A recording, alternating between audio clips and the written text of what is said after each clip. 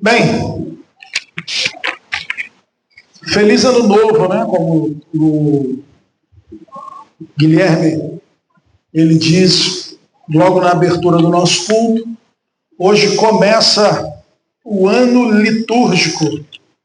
Então, não é incomum, né, darmos feliz ano novo, mais um ano. E como dissemos semana passada, este ano guiado pelos eventos principais na vida do nosso Senhor, que é o seu nascimento e a sua morte. Então estamos no tempo do Advento, e tempo do Advento é tempo de esperança, é tempo de aguardarmos, é tempo de expectativa, é tempo de solitude, é tempo de estar quieto, é tempo de estarmos juntos e juntos louvando e esperando a chegada. Óbvio que nós já comemoramos a primeira vinda e agora, né, aguardamos a sua segunda vinda.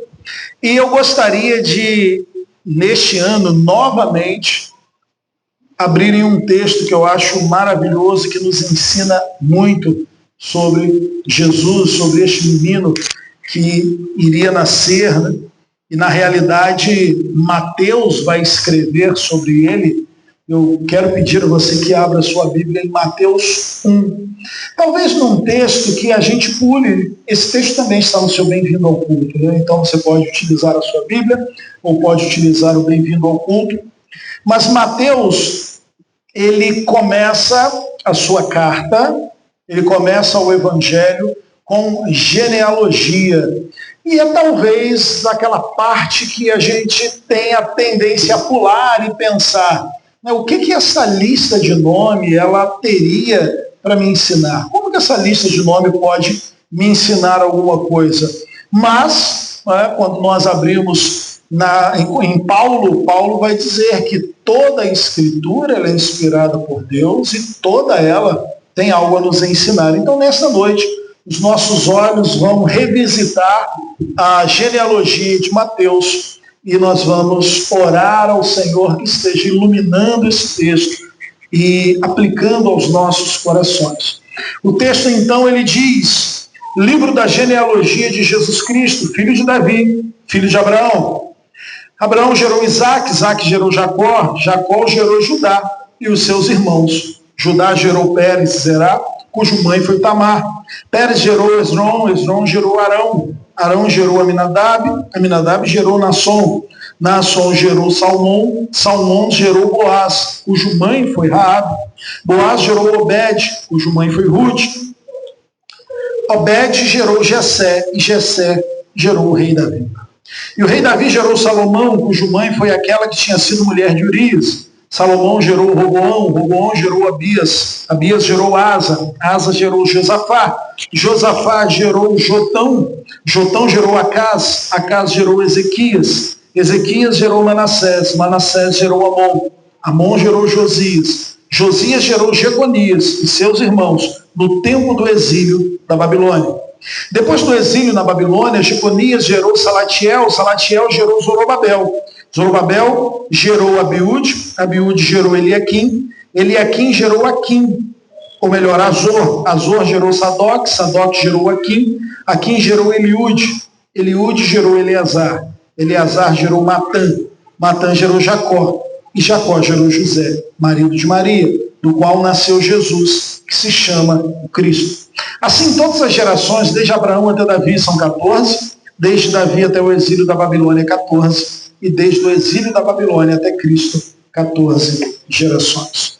Senhor Deus, nós clamamos a Ti, somente a Ti, porque não somos aptos a esta obra, Pai, mas temos, Pai, o auxílio, temos, Deus, nos guiando o Espírito Santo e pedimos que ilumine esse texto, quebre corações, ilumine nossas mentes, cure as nossas vidas, Pai.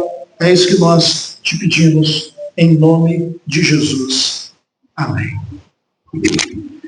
Deixa eu me perguntar, você já parou para pensar em quantas pessoas na sua história foram envolvidas ao longo, dos séculos para que você estivesse hoje aqui? Já parou para pensar nisso? Você está aqui hoje. E talvez se eu pedir a você para pensar, né, nas pessoas que vieram antes de você vai pensar nos seus pais, talvez eles ainda estejam nesta terra, talvez não. Você vai pensar talvez nos seus avós, mas pare para pensar comigo, e eu trouxe obviamente aqui, olha quantas pessoas estavam envolvidas ao longo da história para você chegar aqui. Você teve 2 pais, e você teve então 4 avós. Você teve 8 bisavós.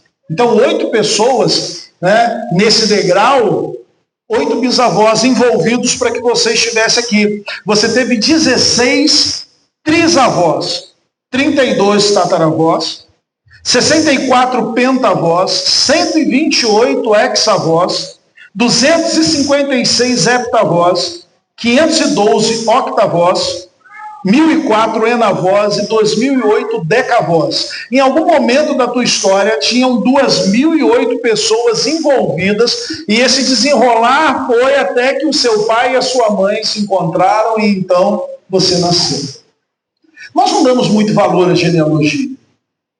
Eu sei que meu pai era daqui, São Pedro da Aldeia, e meu avô também. Mas não sei quando que o meu bisavô ou tataravô chegou por aqui, se eles já eram daqui, da onde eles vieram. Nós não costumamos valorizar muito e traçar essas linhas e saber qual é a nossa história. Muitos irmãos também são daqui, famílias tradicionais de São Pedro da Aldeia, mas parece que nós não damos muito valor à história de uma forma geral, né? De uma forma geral, parece que nós não damos muito.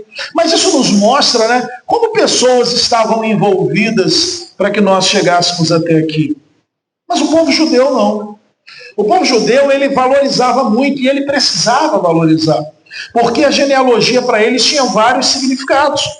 A genealogia, ela era um registro dos antepassados, mas também desempenhava um papel importante na cultura e na sociedade do povo judeu. Por exemplo, quando eles foram e eles tinham, então, um registro da sua genealogia. Por quê?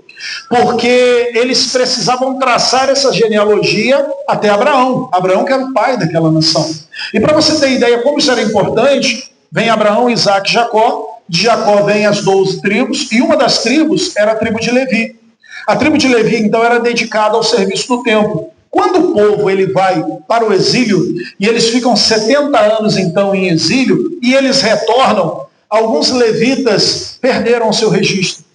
E o texto vai dizer que quando foi restabelecido o ofício dos levitas, alguns não puderam mais exercer a sua função. Por quê? Porque eles não tinham como provar que eles eram da família de Levi, que eles eram daquela tribo. Tamanha a importância, não só para traçar esta linha até Abraão, mas também para mostrar, né, que, olha, eu faço parte desta família e diante disso eu posso desempenhar uma ou outra função. Quando nós abrimos, então, o Evangelho de Mateus, nós somos imediatamente apresentados a genealogia de Cristo. E talvez isso gere, né, em você uma pergunta: por quê? Por que Mateus começa dessa forma? Porque Mateus, ele exatamente quer fazer isso, ele quer traçar uma linha que ligue Jesus a Abraão. Por quê? Porque cada evangelho, nós já dissemos isso algumas vezes, cada evangelho tem um motivo. Cada autor, ele escreve por um motivo, com um objetivo. Qual o objetivo de Mateus? É apresentar Jesus como o descendente de Abraão, e nós vamos ver isso aqui, e também como o descendente de Davi, o rei. Então, Mateus, ele apresenta o rei. Mateus, ele apresenta, e se você ler Mateus sobre esta ótica, você vê que ele apresenta o rei. Ele apresenta etapas na vida deste rei. Capítulo 5, por exemplo, que é o Sermão do Monte, é o primeiro discurso do rei, onde o rei vai discursar. Então, o que ele começa fazendo? Eu preciso convencer, eu preciso mostrar que Jesus, ele é esse descendente de Abraão e o descendente prometido de Davi, aquele que iria reinar eternamente. Por conta disso, esses nomes e laços eram como fios, né, que iam ligando Jesus aos seus antecessores, aqueles que vieram antes dele, de forma que ele chegasse até Davi e ele chegasse a Abraão. Cada nome na genealogia, então, carregava um significado, uma história e um propósito. Essa conexão com o passado proporcionava essa sensação de continuidade, né? Nós não estamos contando uma história, é a história do mesmo povo. É este povo que continua, e Deus continua preservando o seu povo, assim como ele prometeu. E diante disso, Mateus apresenta Jesus como o rei esperado dos judeus, como aquele que foi prometido. E aí nós vamos olhar então e aprender um pouco com a genealogia. O primeiro ponto que eu gostaria de destacar, o primeiro ensino que nós aprendemos com essa genealogia é que Deus é fiel e cumpre as suas promessas. Deus cumpre as suas promessas. Se em algum momento na sua vida você tem alguma dificuldade a ponto de duvidar da fidelidade de Deus, e eu sei que passamos por dificuldades tremendas, passamos por muitas lutas, passamos por momentos muito difíceis. E a nossa fé, ela pode ser abalada. Pastor, qual o texto? Que texto eu posso ir e olhar para ele e então enxergar a fidelidade de Deus? Genealogia. Nesse momento e nesse primeiro versículo, quando ele diz, livro da genealogia de Jesus Cristo, filho de Davi, filho de Abraão. Quando nós olhamos para este primeiro versículo, o que esse primeiro versículo está então ensinando para nós? Deus é fiel em cumprir as suas promessas. E aí nós vamos entender por que Deus é fiel, por que Deus cumpre as suas promessas. E para entender então a fidelidade de Deus, nós vamos precisar olhar para o primeiro livro da Bíblia, Gênesis. Nós vamos olhar para o primeiro livro do Novo Testamento e ver a genealogia de Cristo, e para entender a fidelidade de Deus, eu vou até o primeiro livro da Bíblia. Deus, no Éden, ele cria Adão. Adão, o primeiro homem, o primeiro filho, né? Aquela criatura magnífica, criada com livre arbítrio, e o único criado com este arbítrio livre, podendo então escolher. Adão seria o representante de toda a humanidade que seria criada.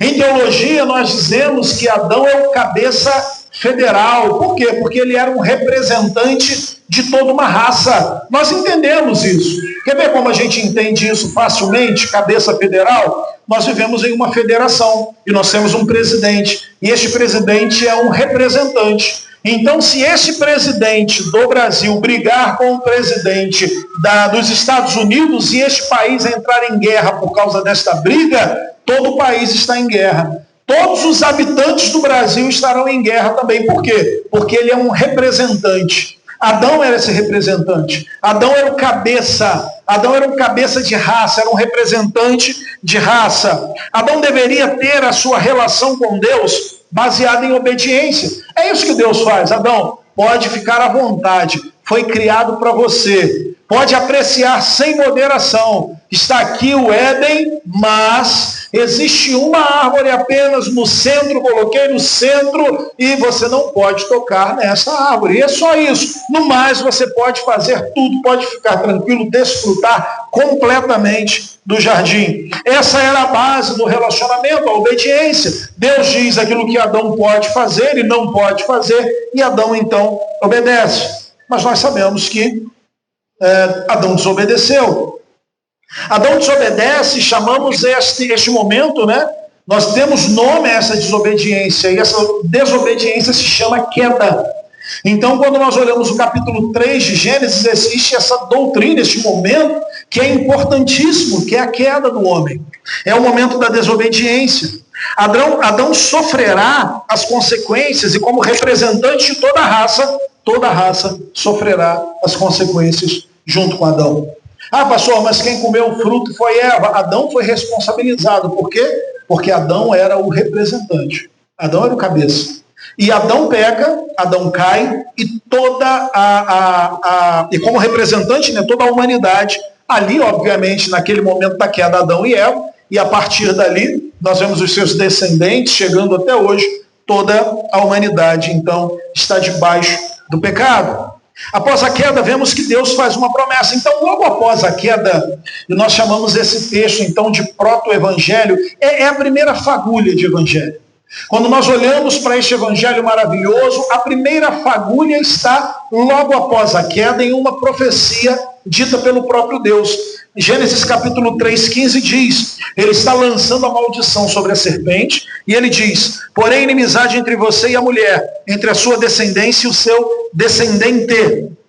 Este lhe ferirá a cabeça, e você lhe ferirá o calcanhar. Então aqui está falando do descendente, daquele que viria para esmagar a cabeça da serpente, para neutralizar o poder daquele que foi instrumento da primeira queda, Satanás. A maldição sobre a serpente, em Gênesis 3, 14, 15, prepara o palco para o desenrolar da história da salvação. Aqui começa a história da salvação, porque é exatamente aqui que nós vemos a primeira promessa, o primeiro resquício, a primeira fagulha do Evangelho.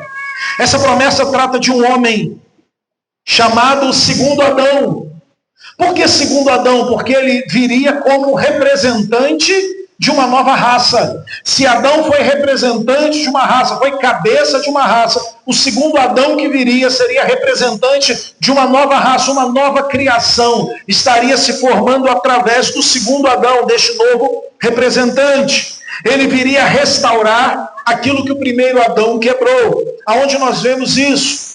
Romanos capítulo 5, versículo 18 diz, consequentemente, assim como uma só transgressão resultou na condenação de todos os homens, assim também um só ato de justiça resultou na justificação, que traz vida para todos os homens. Logo, assim como por meio da desobediência de um homem, muitos foram feitos pecadores, assim também por meio da desobediência, da obediência de um único homem, muitos foram feitos justos. Então, por causa do pecado de um homem, todos nós pecamos, mas por causa da obediência do segundo Adão, nós todos, todos aqueles que foram alcançados, que se renderam a ele, foram feitos justos.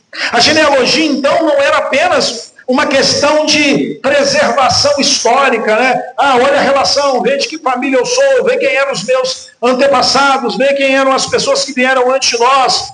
Mas ela também tinha um impacto profundo na esperança e na expectativa dos judeus em relação a esta promessa de Deus. A cada geração gerava essa expectativa, a cada nascimento, a cada época que vinha, o povo tinha expectativa. Será que este é o tempo em que o Messias virá? Será que este é o tempo em que o descendente da mulher virá? Será que este é o tempo em que nós veremos a restauração de Israel? Então olhar para a genealogia e aguardar a chegada desse descendente trazia esperança e expectativa ao povo. A genealogia de Mateus apresenta, a genealogia apresentada por Mateus tinha o propósito de mostrar que Jesus é este herdeiro, que Jesus é esta promessa, que ele viria para cumprir a fala de Deus, a profecia de Deus, em Gênesis capítulo 3, versículo 15, o descendente virá, o descendente vai esmagar a cabeça da serpente, e Mateus está dizendo, ele é o descendente, ele é o filho de Abraão, ele é o descendente de Davi, ele é o rei que se sentará no trono e reinará por toda a eternidade. Então a expectativa do rei que viria, a expectativa do filho que viria, a expectativa do descendente está se cumprindo agora na pessoa de Jesus Cristo. Por conta disso, Deus é fiel. Deus é fiel e ele cumpre as suas promessas. Cada nome na genealogia era como um elo de uma corrente para o cumprimento dessa promessa divina. A genealogia não era, então, um fardo para o povo, mas uma fonte de esperança. Lembrava ao povo judeu que Deus estava trabalhando através das gerações para cumprir o seu plano eterno. E não é diferente com a gente hoje. Eu sei que o cenário é um cenário difícil.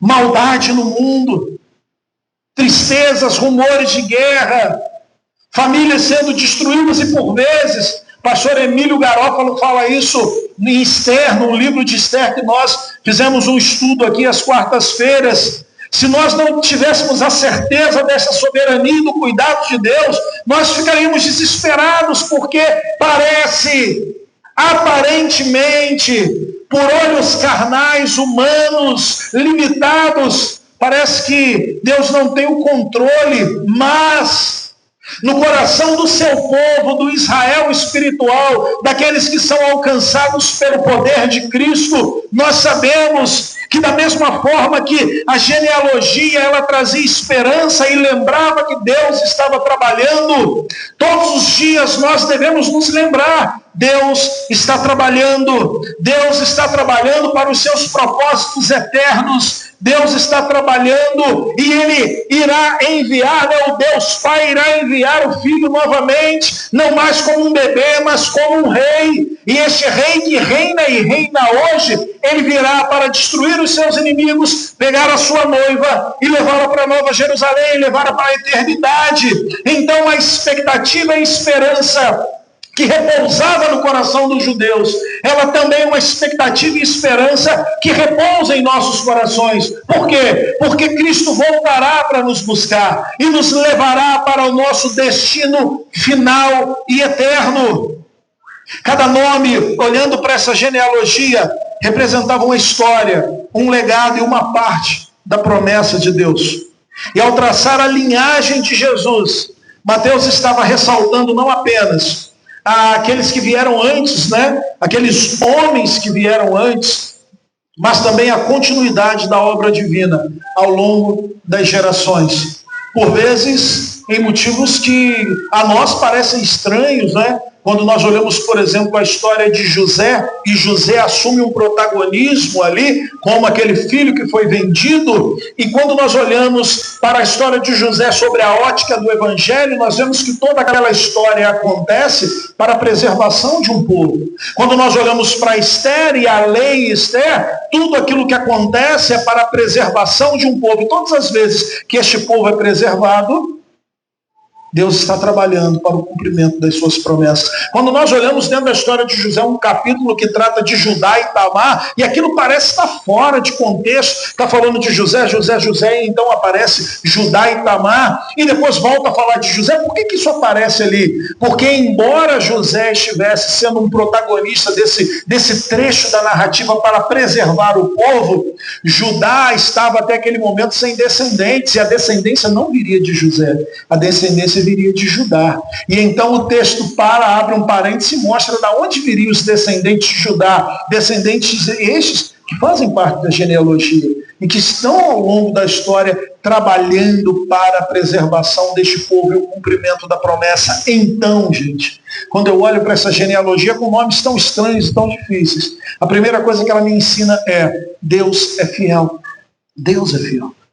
Deus cumpre as suas promessas, Deus cumpre aquilo que Ele promete. E essa genealogia, então, avançando, ela vai dizer que este Jesus, ele é filho de Abraão. Ao chamar Jesus de filho de Abraão, o autor está conectando Jesus ao patriarca, ao pai daquela nação. Abraão representa o momento em que Deus escolhe e separa uma família do restante de outras nações. Então Deus elege. Por que Deus elegeu Abraão? Por que Deus escolheu Abraão? Porque Ele quis.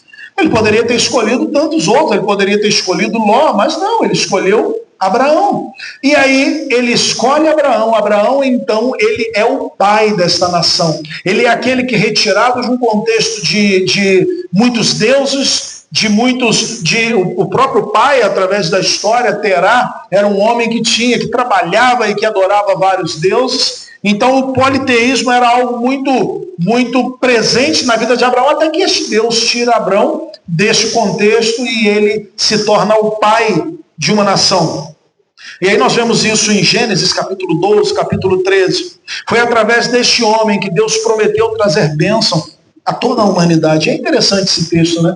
Porque Deus diz para Abraão que, olha, a partir de você, famílias serão abençoadas. E ele não está tratando aqui de bênçãos materiais, ele está tratando aqui do Messias. Ele está dizendo, olha, da sua raiz, da sua linhagem, virá aquele que irá abençoar, que irá salvar, que irá cuidar, que irá resgatar famílias, que irá resgatar homens e mulheres da sua condição de morte e pecado. Ao ligar Jesus a Abraão, Mateus está chamando a atenção do leitor, né, do seu povo, para a promessa do plano de resgate para o mundo. É isso que Mateus está fazendo aqui. Ele quer que vejamos que Jesus é o tão esperado filho de Abraão que trará bênçãos para toda a humanidade. Você que espera, né, nós que esperamos em Cristo e o seguimos em obediência, nos seguimos pela fé, depositamos a nossa fé nele, nos tornamos descendentes de Abraão, espiritualmente falando. Nos tornamos, então, herdeiros desta promessa feita a Abraão. E é isso que Mateus quer fazer. Ele quer ligar Cristo a Abraão e dizer, olha, todos aqueles que depositam a sua fé em Cristo, este descendente, por quê? Porque é dele que Deus está falando aqui com Abraão. Ele é a promessa daquele que viria abençoar, daquele que viria trazer bênçãos. É Jesus. E todos aqueles que depositam em Cristo a sua fé, eles também são filhos de Abraão, eles também são herdeiros da promessa, são herdeiros da aliança, são herdeiros do pacto. Gênesis 12, 3 diz, né, em ti serão benditas todas as famílias da terra. Desde o princípio, Deus tinha em vista que Jesus seria o descendente de Abraão e que todo aquele que confiasse em Cristo se tornaria então herdeiro desta promessa. Somos abençoados hoje nesta promessa. Fomos abençoados quando Cristo nos alcançou. E receberemos então plenamente esta bênção quando o Senhor nos conduzir até a Nova Jerusalém. Assim, quando Deus disse a Abraão, há 4.000 anos atrás, quanto a mim, serei contigo, a minha aliança, será contigo a minha aliança, serás pai de uma nação numerosa, ele abriu o caminho para que qualquer um de nós, não importa a que nação pertençamos, possamos então nos tornar filhos de Abraão e herdeiros dessa promessa através da obra, da morte, do sacrifício de Jesus Cristo. Tudo que nós precisamos então é depositar a nossa fé e a nossa confiança em Jesus Cristo. E então nos tornamos filhos de Abraão e nos tornamos então pessoas, homens, mulheres e famílias que iremos receber essa promessa. Mas ele diz também, não só filho de Abraão, mas filho de Davi, o rei prometido. Jesus não é só a promessa feita a Abraão, mas ele é o rei prometido a Davi. A identidade de Jesus como descendente de Davi é o foco principal do Evangelho de Mateus. O nome de Davi nos diz que Jesus é da realeza. Jesus é um rei. Jesus nasceu para ser rei. O objetivo do autor deve ser visto pelo fato de que a ascendência de Jesus é traçada através, né, das eras e séculos até Davi. Mateus não está apenas preocupado com a linhagem genética, ele também está estabelecendo que Jesus é o sucessor, é aquele que irá se sentar no trono. Ele é da realeza, ele é o herdeiro legítimo do trono de Davi. O autor então traça a linhagem familiar de Salomão até Jeconias, o último rei da linhagem de Davi, que estava vivo na época do exílio. Então ele vem, Davi gerou Salomão e ele vem trazendo a linhagem davídica, os filhos de Davi, aqueles que eram descendentes até o exílio, quando o último, ele morre, quando o povo retorna do exílio, não é restabelecido o reinado em Israel, mas então nasce Jesus. E Mateus está dizendo, olha, ele é o prometido, ele é o rei. É ele que vai se assentar no trono e uma vez por todas reinará por toda a eternidade. Deus faz uma promessa a Davi, uma aliança com Davi. A tua casa e o teu reino serão firmados para sempre diante de mim. Teu trono será estabelecido para sempre. Davi não só recebe um reino, mas ele recebe a segurança, a promessa de que este reino, através de um filho de Davi, de um descendente de Davi, será eterno. Este reino será eterno. Esse reino será estabelecido para sempre. A casa de Davi finalmente estará segura, não apenas dos seus inimigos, mas também da ira santa do próprio Deus. Deus então estava prometendo algo a Davi e Mateus está dizendo, é sobre ele. Ele é o rei prometido. Nós estamos esperando o rei que viria para reinar com cetro de justiça. Mateus está dizendo, ele é este rei. Mas, muito mais é prometido aqui do que simplesmente que a família de Davi terá sempre um homem no trono de Jerusalém. Quando até mesmo as falhas dos descendentes de Davi, Ezequias, Josias, eles tornam a queda de Judá, tornam então, pela desobediência, pela falta de obediência, de confiança em Deus, a casa de Judá ela cai, o exílio babilônico ele vem e o povo sofre. Fica claro que o trono de Davi, humanamente falando, não vai durar. Talvez aqueles carnais que estavam olhando para a queda de Jerusalém digam, olha, aí Deus falhou, por quê? Porque o último rei da linhagem de Davi foi para o exílio, os 70 anos se passaram e quando o povo volta, está uma bagunça generalizada, o reinado não é restabelecido, mas é necessário que um filho de Davi, um filho justo, um filho perfeito, assumisse o trono, o reino, porque ele daria então segurança contra os inimigos. E este filho de Davi é exatamente, nas palavras de Mateus em sua genealogia, Jesus Cristo. Apesar do fato de que Salomão construiu o templo para Deus em Jerusalém, ele não pôde ser esse filho, porque caiu em idolatria. E além disso, o templo que ele construiu foi destruído pelos babilônios. Então aqui nós vemos o cumprimento do rei eterno, o cumprimento do reinado eterno. Este rei será perfeitamente justo e capaz de manter o trono de Davi. Não haverá inimigos para tentar destroná-lo, tirá-lo do trono. Este rei suportará a punição de Deus pelo pecado, indo ao exílio pelo pecado e retornando com a autoridade de reinar eternamente. Coisa bonita. Assim como o povo de Israel foi ao exílio por conta do pecado, o descendente de Davi, embora perfeito, vá ao exílio, à morte, pelo pecado do seu povo. Mas ele retorna desse exílio, diferente de Israel, que retorna do exílio em uma bagunça, este rei retorna do exílio com toda a autoridade para reinar eternamente. E como consequência disso, aquele a quem ele representa são contados como tendo sofrido o exílio e que retornarão para a vida também. Então aqueles que confiam neste rei, é como se eles, por causa deste rei que é representante, lembra de Adão, o representante de uma raça, todos aqueles que confiam e depositam a sua confiança e a sua fé neste rei, Jesus, eles são contados como aqueles que foram ao exílio e que voltaram com ele vitoriosos. Temos então a vitória por causa do rei, do descendente de Davi, que assentado no trono reinará por toda a eternidade. E isso obviamente nos soa familiar.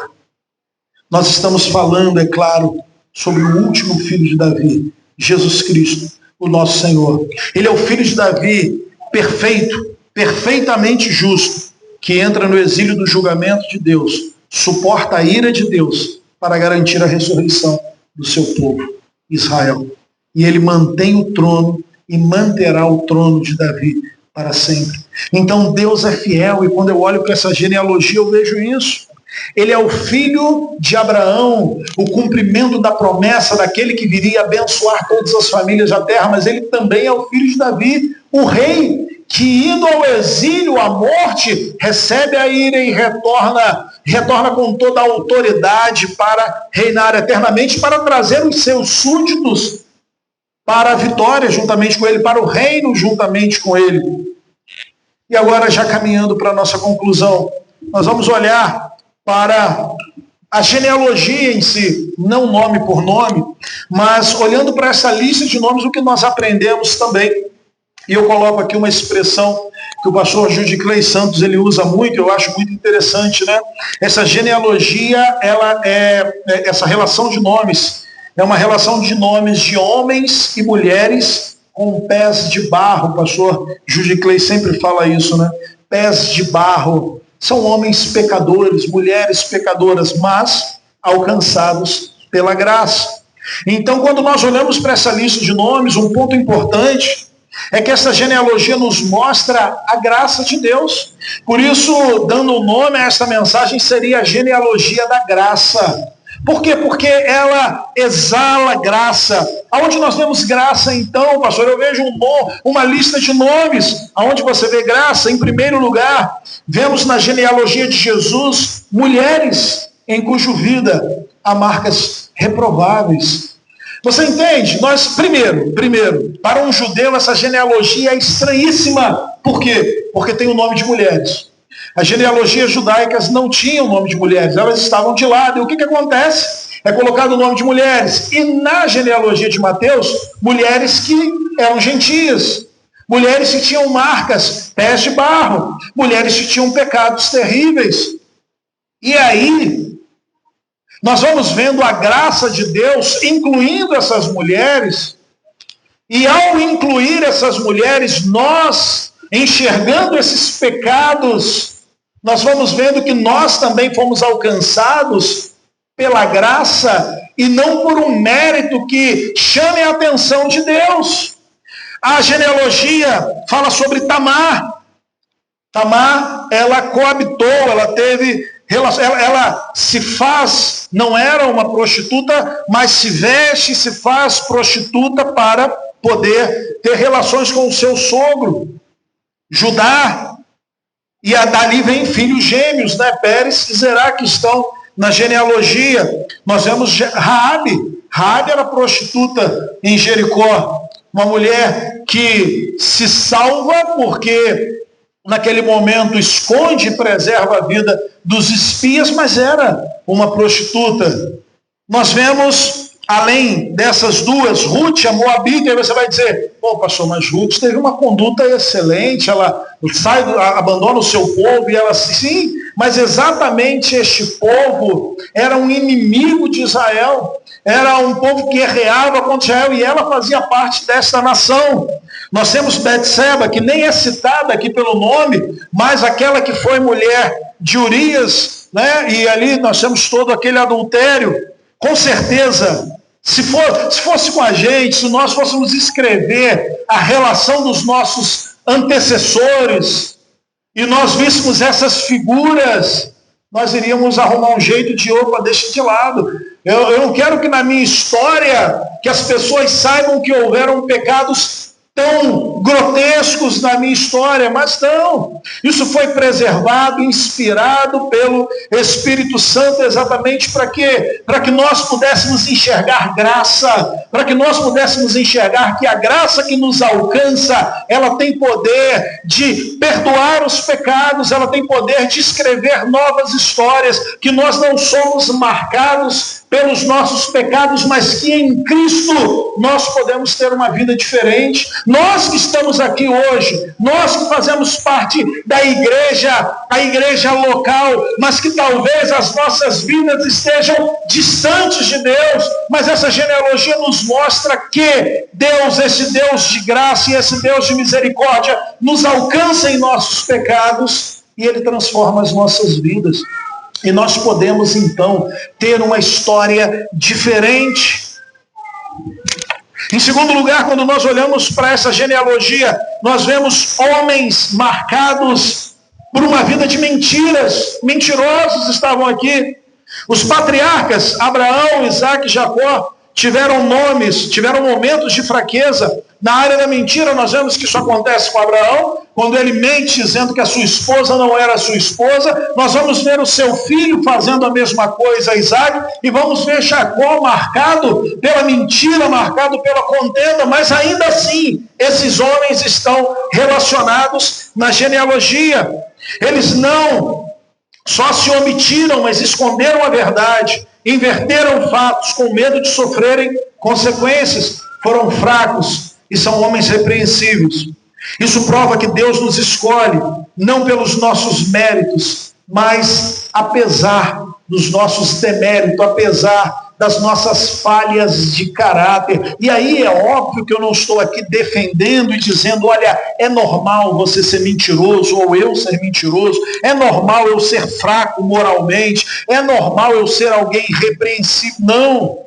O que nós estamos dizendo é que nós não somos perfeitos e não fomos alcançados por causa da perfeição. Mas, apesar dos nossos pecados, Jesus Cristo, ele nos alcança. E esses nomes aqui, e esses homens com vidas reprováveis, com vidas marcadas pela mentira, nos mostra isso. Deus não está nos escolhendo por causa dos nossos méritos, mas apesar das nossas falhas de caráter, Deus ele nos alcança, mas ao nos alcançar, ele nos transforma. E a Bíblia diz, aquele que roubava não rouba mais, e aí aquele que mentia não mente mais, aquele que era fraco moralmente não é mais, e ele vai se fortalecer, aquele que era repreensível, agora ele não será mais. Por quê? Porque Cristo, ao nos alcançar, transforma as nossas vidas. Mas quando olhamos então para essa genealogia, nós vemos também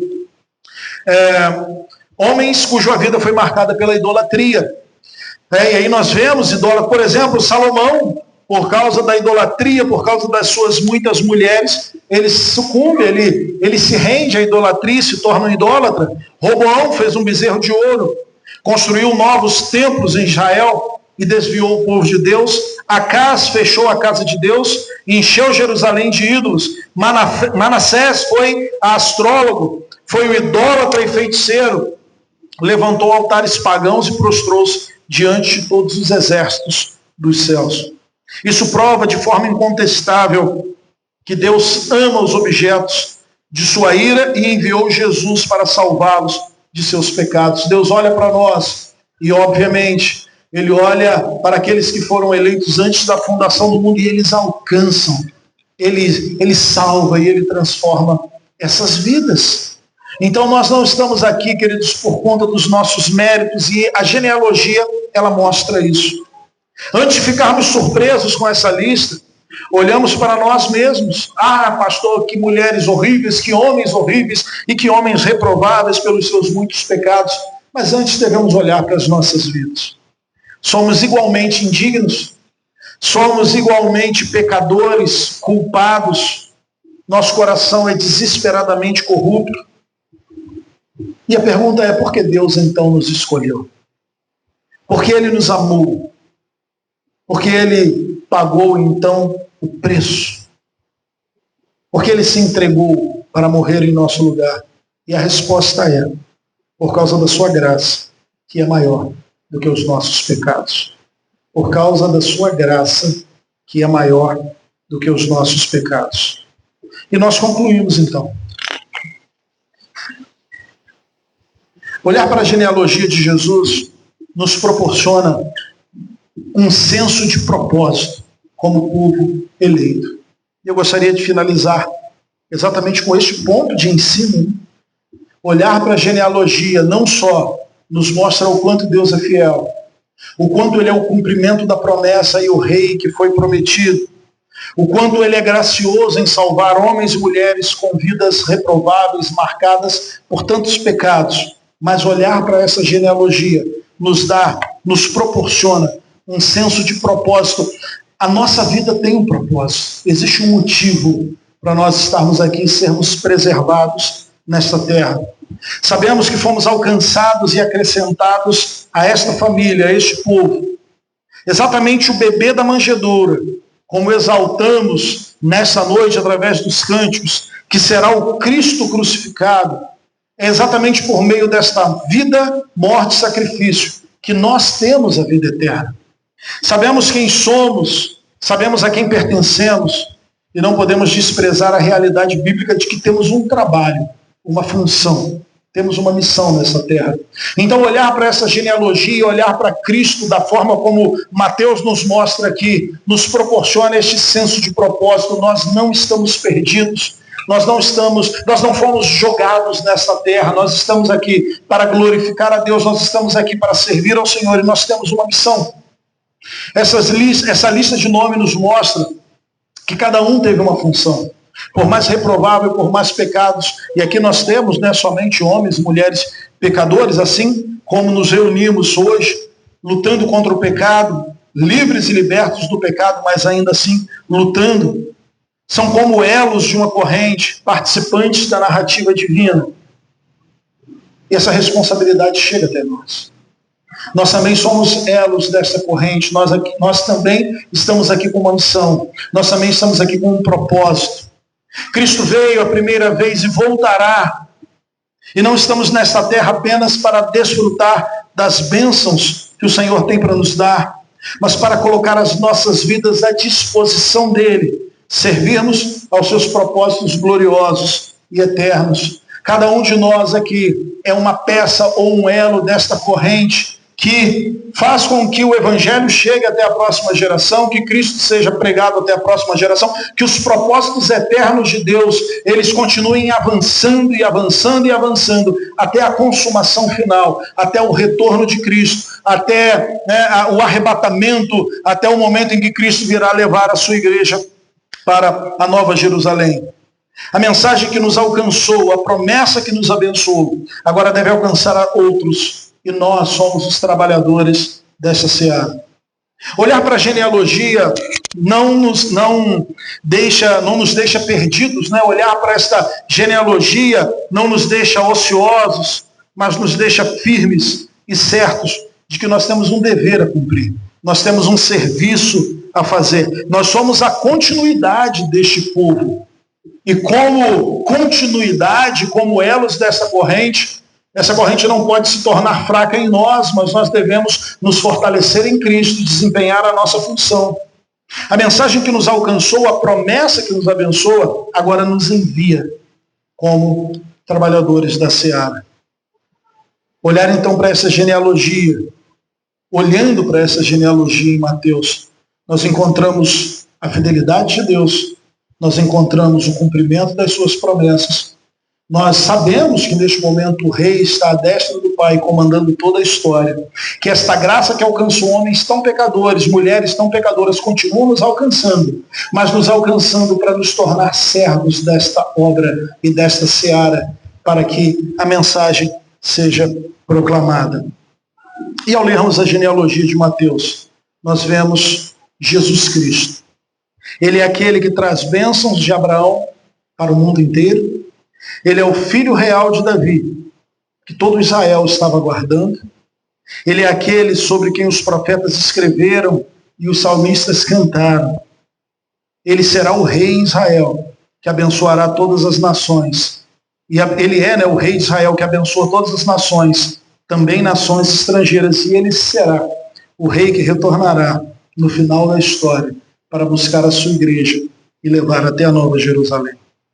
Por que nós sabemos de tudo isso? Exatamente porque Mateus, no primeiro capítulo, apresenta Jesus, apresenta o rei em sua genealogia. Você está aqui nessa noite, que bênção. Talvez a partir de agora você vai olhar para o primeiro capítulo de Mateus de uma forma diferente, enxergando que essa lista de nomes tem muito a nos ensinar. Deus é fiel, Jesus enviando, e cumprindo a sua promessa. Jesus é o filho de Abraão, aquele que tem trazido bênçãos para nós, a bênção da salvação, transformação de vidas. Jesus é o Rei eterno e ele nos salva, para que nós sejamos instrumentos em suas mãos, para que o Evangelho alcance, para que o Evangelho seja pregado e proclamado. E enquanto trabalhamos, se o Senhor não vier, irá nos chamar à sua presença. E então já começaremos a desfrutar da alegria de estar na presença eterna do nosso Deus. Que o Senhor nos abençoe nesse tempo de advento. Que o Senhor nos abençoe nesse tempo de expectativas. E enquanto esperamos, que possamos servir ao Senhor. Que possamos pregar o Evangelho. E que Deus seja glorificado. Sempre glorificado. Feche seus olhos. Pai, muito obrigado por essa noite. Obrigado, Senhor, porque podemos pensar sobre advento, porque podemos pensar sobre estar nesse estado de expectativa e esperança, não mais aguardando a sua primeira vinda, mas a sua segunda vinda. Somos gratos por isso. E abençoa-nos. É isso que nós pedimos em nome de Jesus. Amém.